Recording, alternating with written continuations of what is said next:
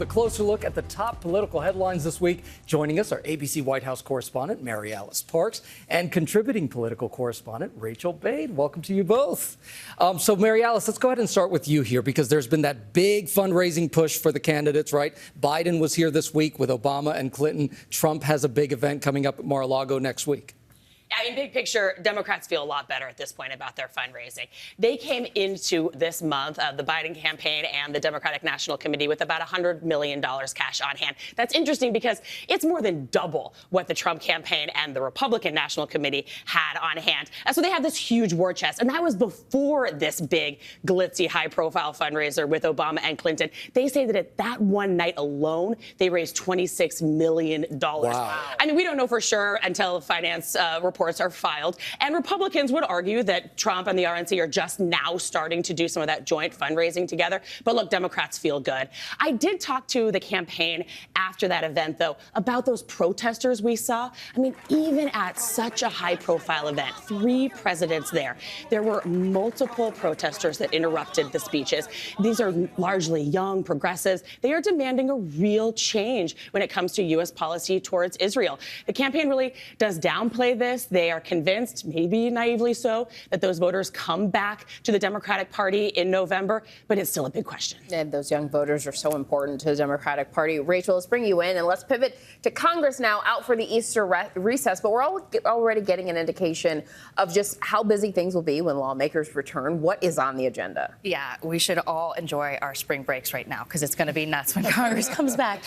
Last fall, for the first time in American history, we saw the ouster of a speaker, and it basically paralyzed all of Washington. We are staring at a potential situation where we could see this happen again in the next few weeks. Speaker Mike Johnson, who replaced Kevin McCarthy as the top Republican in the House, he's facing this mutiny from MAGA-aligned conservatives, and it's all going to come to a head when Congress comes back. This question of Ukraine funding.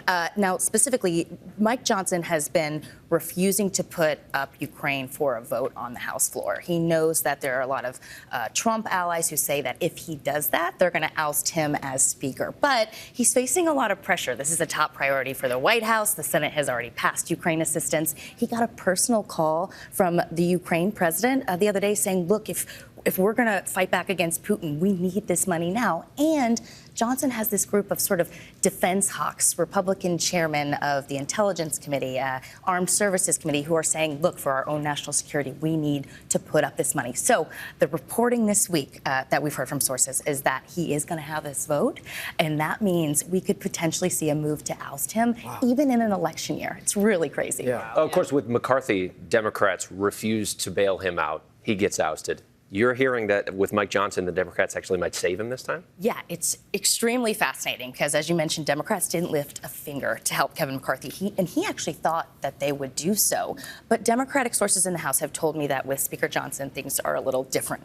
Whereas Kevin McCarthy, they sort of believed that, he would make promises and go back on his word. Even some of his own Republican members would behind the scenes say that they thought he was a bit of a liar. With Democrats, they feel Mike Johnson is actually different here and that he does stick with whatever he said he's going to do. So, they're saying like they could actually back him as Speaker if he puts Ukraine aid on the floor and allows a vote on that, that they'll be there to help him keep his job. Incredible to watch this all play out. And MaryAlice, let's go to the Supreme Court. Some really surprising arguments over the abortion bill. Yeah, we were following that case so closely. First, it was so interesting to me, so powerful to me, to see the female justices really driving that conversation. I guess it shouldn't be surprising, but it is. To have women, they were pressing medical, sort of technical medical questions, trying to get medically specific answers. Women on the bench pushing about the impacts on female bodies. It shouldn't be rare, but it felt historic. It felt big in that way. I mean, even conservative Justice Amy Coney Barrett, she was the one that was talking about blood transfusions, talking about DNCs, the short term for procedure when you have a miscarriage.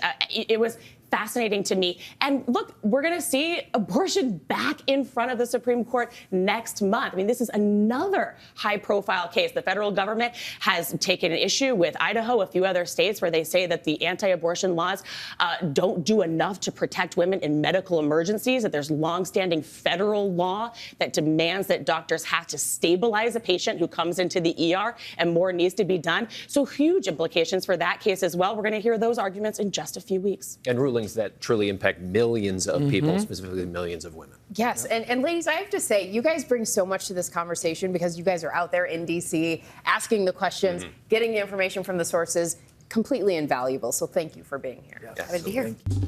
Well, hey there, GMA fans. Robin Roberts here. Thanks for checking out our YouTube channel. Lots of great stuff here. So go on, click the subscribe button right over here to get more of awesome videos and content from GMA every day, anytime. We thank you for watching, and we'll see you in the morning on GMA.